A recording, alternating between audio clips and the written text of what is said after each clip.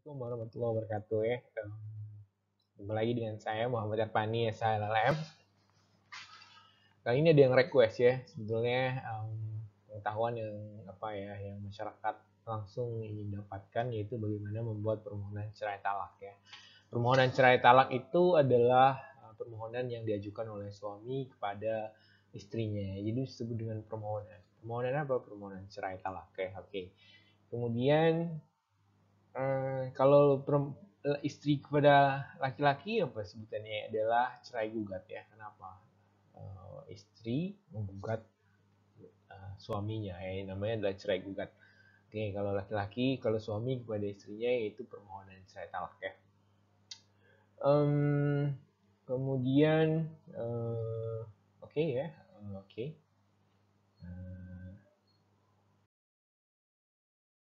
Nah ini sebelum pengantar ya, pengantar dulu biasa dikutip di surat undangan nikah gitu ya. Jadi surat Ar-Rum ayat 21 saya bacakan ya artinya, dan diantara tanda-tanda kekuasaannya ialah Dia menciptakan untukmu istri-istri dari jenismu sendiri ya, supaya kamu cenderung dan merasa tentram kepadanya, dan dijadikannya diantaramu rasa kasih dan sayang ya. Jadi tentram itu kemudian ada perasaan rasa kasih dan sayang ya. Sesungguhnya pada yang demikian itu benar-benar terdapat tanda-tanda bagi kaum yang berpikir ya. Ini surat Ar-Rum ayat 21 ya. Inilah pernikahan itu sebetulnya ada perasaan ya, perasaan. Oke. Selanjutnya ya. Nah ini selanjutnya syarat pengajuan cerai talak dan cerai gugat ya. Jadi untuk pemahaman ya, untuk pembelajaran, untuk pemahaman ya, karena ilmu pengetahuan ini pengetahuan praktis ya, yang langsung dapat dimanfaatkan oleh masyarakat ya, ataupun kemudian ini apa sih ininya, cerai talak tadi adalah permohonan cerai talak dari laki-laki suami kepada istrinya ya, cerai gugat tadi dari istrinya kepada suaminya. Dokumennya apa aja sih? Dokumennya itu menyerahkan surat permohonan, garis miring gugatan ya, rangkap 5 dan subkopinya. Filenya juga diminta. Kemudian ada asli kutipan nikah, duplikat akta nikah yang asli ya. Akta kutipan nikahnya kita serahkan. Kemudian fotokopi kutipannya, duplikat akta nikah 1 lembar, jadi fotokopinya. Kemudian yang ketiga adalah fotokopi KTP bersangkutan yang masih berlaku ya, 1 lembar. Kemudian pihak yang berprofesi sebagai PNS, TNI, Polri, dan BUMN harus menyerahkan surat izin, surat keterangan dari pejabat yang berwenang ya. Ini tambahan khusus syaratnya. Kemudian khusus perkara goib ini adalah pihaknya tidak diketahui ya di mana gini tergugat maupun termohon ya, yaitu menyerahkan surat keterangan dari kepala desa, kepala kelurahan yang menerangkan tergugat ya, atau termohon ya telah pergi dan sekarang tidak diketahui tempat tinggalnya di dalam maupun di luar wilayah Indonesia, disertai dengan fotokopi kartu keluarga. Jadi ada khusus perkara goib ya. Kemudian persyaratan nomor 3 dan nomor 6 di Nazegling ya. Nazegling ya, di materai dan dicap pos. Materainya sekarang 10.000 dan dicap pos. Jadi mau fotokopinya ini fotokopi kutipan dari 3 itu sampai dengan 6 itu di fotokopinya di Nazegling ya, disahkan, dimateraikan, dicap pos ya, di kantor pos ya. Kemudian ada membayar biaya perkara, panjar biaya perkara ya. Oke. Oke ya, selanjutnya ini ya. Selanjutnya ini. Nah, ini adalah format dari pengadilannya. Saya ambil dari pengadilannya adalah Pengadilan Agama Jakarta Selatan ya. Saya kira cukup mewakili ya, sudah mewakili atau representatif, sudah mewakili ya untuk permohonan nih tadi. Kemudian yang kedua adalah yang mesti kita ingat, bagaimana kalau ada ada harta bersama, kemudian ada penguasaan anak ya, kemudian ada nafkah istri, harta bersama suami istri ya. Nah, ini berdasarkan, saya bacakan di sini ya, pasal 86 Undang-Undang Nomor 50 Tahun 2009 ya.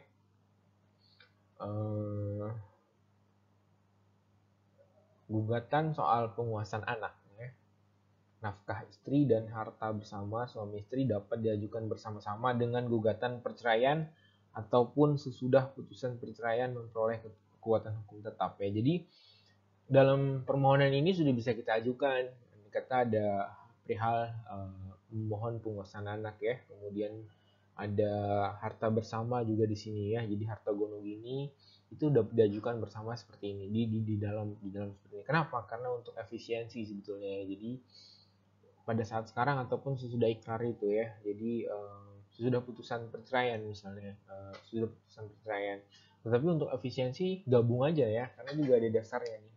Pasal 86 Undang-Undang Nomor 50 Tahun 2009. Kemudian pasal 66 Undang Nomor 50 Tahun 2009 juga menyatakan seperti itu ya. Oke.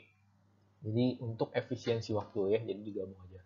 Oke, ini di atas nih kita bahas nih untuk permohonan standar dulu ya. Jadi permohonan standar, permohonan cerai talak ya. Kenapa tidak disebut permohonan? Karena suami kepada istrinya ya. Oke. Kalau istri kepada suami namanya adalah gugatan ya. Oke. Gugatan ya. Oke. Nah, di atas itu adalah Jakarta ya. Jakarta sekian tanggalnya. Oke. Misalnya di Banjarmasin tanggal sekian sebelah kanan. Kemudian tujuannya kepada siapa? Kepada Ketua Pengadilan Agama Jakarta Selatan ya di Jakarta, atau Ketua Pengadilan Agama Banjarmasin di Banjarmasin. Halnya ditulis permohonan cerai talak ya. Kenapa tadi? Karena dari suami kepada istri ya. Kemudian Assalamualaikum warahmatullahi wabarakatuh. Yang bertanda tangan di bawah ini nama ya. Nama ya, karena ini pemohonnya adalah bin, umurnya, agamanya, pendidikan, pekerjaan, alamat, jalan ini ya. Tentu agamanya adalah Islam ya. Kemudian pekerjaan, alamat, sekian ini selanjutnya disebut sebagai pemohon ya. Jadi pemohon bukan penggugat ya. Jadi pemohon. Suami kepada istri namanya pemohon. Dan ini perkenankanlah kami mengajukan permohonan cerai talak ya terhadap nama binti ya, umur berapa tahun, agama, pendidikan, pekerjaan, alamat, jalan ini RT RW kelurahan kecamatan Kota Madia ya. Selanjutnya disebut sebagai termohon ya. Oke, cukup jelas ya. Ini para pihak. Selanjutnya disebut sebagai termohon. Selanjutnya, nah adapun permohonan cerai talak ini pemohon ajukan berdasarkan hal-hal sebagai berikut ya. Jadi ini alasan-alasannya, posita uraiannya ya. Satu, bahwa pada tanggal ini ya, jadi data di buku nikah itu ya. Coba dibuka, telah dilangsungkan perkawinan antara pemohon dengan termohon yang dilaksanakan menurut hukum dan sesuai dengan tuntutan ajaran agama Islam ya. Perkawinan tersebut telah dicatatkan di kantor urusan agama kecamatan ini daerahnya ya, sebagaimana tercatat dalam akte nikah nomor ya. Jadi ada akte nikah nomor sekian-sekian tertanggal sekian-sekian ya. Jadi ditulis. Kemudian dua, bahwa perkawinan antara pemohon dan termohon dilangsungkan berdasarkan kehendak kedua belah pihak dengan tujuan membentuk rumah tangga yang bahagia dan kekal berdasarkan ketuhanan yang Maha Esa, yaitu Tuhan yang Maha Esa, tauhid kita sebagai muslim ya. Oke. Bahwa setelah menikah pemohon dan termohon tinggal di rumah kediaman bersama pemohon di jalan ini ya. Jadi alamat rumahnya. Kemudian bahwa selama masa perkawinan pemohon dan termohon telah berkumpul sebagaimana layaknya suami istri dan sudah atau belum dikaruniai anak yang bernama ya. Jadi kalau belum dikaruniai anak. Kalau sudah dikaruniai satu orang anak, dua orang anak, atau tiga orang anak yang bernama, jelaskan di sini ya, tuliskan 1, 2, 3 seperti itu ya. Atau belum dikaruniai anak gitu ya. Oke, dijelaskan di sini 1, kalau sudah 1, 2, 3 sekian. Oke. Kemudian nah ini datanya tadi dijelaskan ya. Kalau sudah ada 1, 2. Kemudian bahwa kebahagiaan yang dirasakan pemohon setelah berumah tangga dengan termohon hanya berlangsung sampai dengan bulan sekian ya. Tahun sekian deh. Bulan apa gitu ya, bulan Agustus, September, Oktober, November, Desember, Januari ya, atau apa gitu tahunnya. Nah, karena sejak bulan dan tahun ini ya, bulan Juli misalnya ya, 2021 ya, ketentraman rumah tangga antara pemohon dan termohon sering terjadi percekcokan dan pertengkaran yang terus-menerus yang penyebabnya antara lain. Jadi sebab-sebabnya ini mesti dituliskan secara rinci dan jelas ya. Jadi secara rinci dan jelas. Nanti di bawah diuraikan ya dasar-dasar yang jadi alasan permohonan ya. Oke, di bawah setelah ini ya. Kemudian B6, bahwa puncak dari pertengkaran dan terjadi pada bulan sekian, tahun sekian ya, antara pemohon dan termohon telah pisah ranjang. Oke. Sehingga sejak bulan dan sekian dan tahun sekian antara pemohon dan termohon sudah tidak pernah melakukan hubungan sebagai suami istri sampai sekarang ya. Oke, dijelaskan ya. Kemudian nomor 7, bahwa ikatan perkawinan antara pemohon dan termohon sebagaimana diuraikan di atas sudah sulit dibina untuk membentuk suatu rumah tangga yang sakinah, mawaddah, warahmah ya. Sebagaimana maksud dan tujuan dari suatu perkawinan, sehingga lebih baik diputus karena perceraian. Nah, ini simpulannya udah simpulannya. Oke. Nah, oke ya, ini ada 5 alasan ya. Pemohon itu dalam pengajuan permohonan tadi ya, ada 5 alasan. Salah satu pihak berbuat zina atau menjadi pemabuk atau pemadat atau penjudi. Ini nggak bisa udah. Ini menjadi pemabuk, pemadat, penjudi ya, itu nggak bisa ya. Itu nggak bisa. Tapi ini biasa kepada laki-laki ya. Oke. Laki ya, suami. Oke. Pemabuk, pemadat, penjudi ya mayoritasnya. Oke, kemudian yang kedua adalah meninggalkan yang lain selama 2 tahun berturut-turut tanpa izin pihak yang lain dan tanpa ada alasan yang sah ya. Jadi sudahlah, istrinya nggak tahu kemana gitu, udah nggak nih, karena ada hal yang lain di luar kemampuannya ya. Oke, jelas ya ini. Nomor 3, salah satu pihak melakukan kekejaman atau penganiayaan berat yang membahayakan terhadap pihak lainnya ya. Ini pun juga biasanya adalah suami kepada istri ya. Suami kepada istri itu kekerasan dalam rumah tangga ya. Jadi kasus-kasus kekerasan dalam rumah tangga. Oke.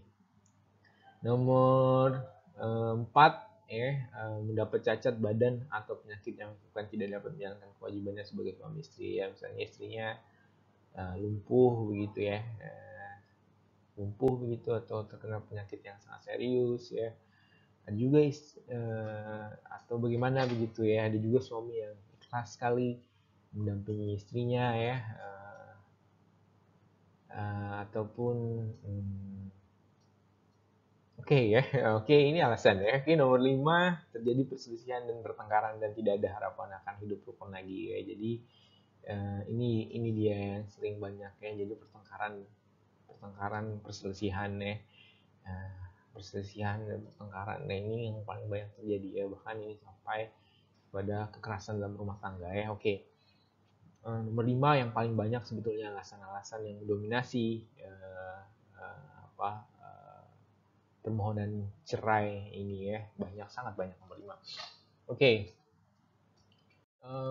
Selanjutnya nomor 8 ini, bahwa berdasarkan hal tersebut di atas, pemohon untuk mengajukan permohonan cerai talak ya terhadap termohon atas perkara yang terjadi terus-menerus dan tidak mungkin hidup rukun lagi suatu ikatan perkawinan telah memenuhi unsur pasal 19 huruf F Peraturan Pemerintah Nomor 9 Tahun 1975 junto pasal 116 huruf F Kompilasi Hukum Islam, sehingga berdasar hukum untuk menyatakan permohonan cerai talak ini dikabulkan ya.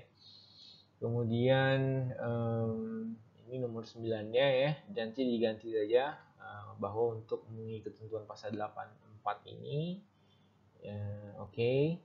memerintahkan Panitera Pengadilan Agama Jakarta Selatan ya. Jadi ganti aja, misalnya memerintahkan Panitera Pengadilan Agama Banjarmasin ya.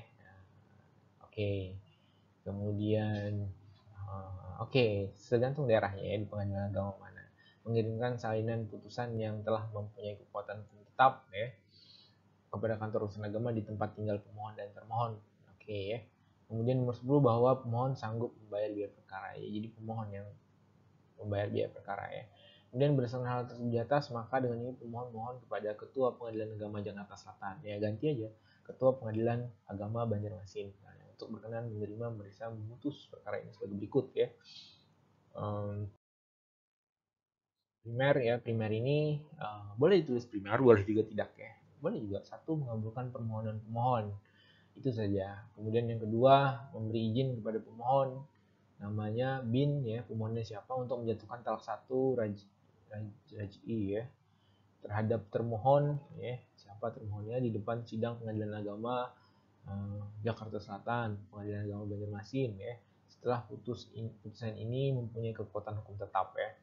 Kemudian yang ketiga, memerintahkan kepada Panitera Pengadilan Agama Jakarta Selatan, ya, ini contohnya, untuk mengirimkan salinan perintah penikrar talak kepada kantor urusan agama yang mewilayahi tempat tinggal pemohon dan termohon. Oke. Nomor 4, membebankan biaya perkara kepada pemohon atau begitu saja mohon putusan yang seadil-adilnya ex aequo et bono, ya. Demikian permohonan ini diajukan atas perhatian dan perkenan Ketua Pengadilan Agama Jakarta Selatan.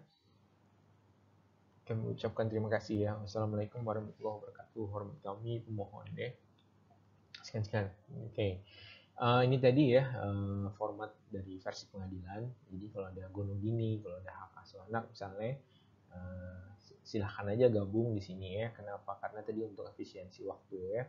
Dibolehkan kok berdasarkan Undang-Undang Nomor 50 Tahun 2009, ya. Oke, mudah-mudahan bermanfaat, ya. Ini terima kasih, jangan lupa subscribe-nya. Ketemu lagi di video selanjutnya. Mudah-mudahan bermanfaat. Wabillahi taufik wal hidayah. Wassalamualaikum warahmatullahi wabarakatuh.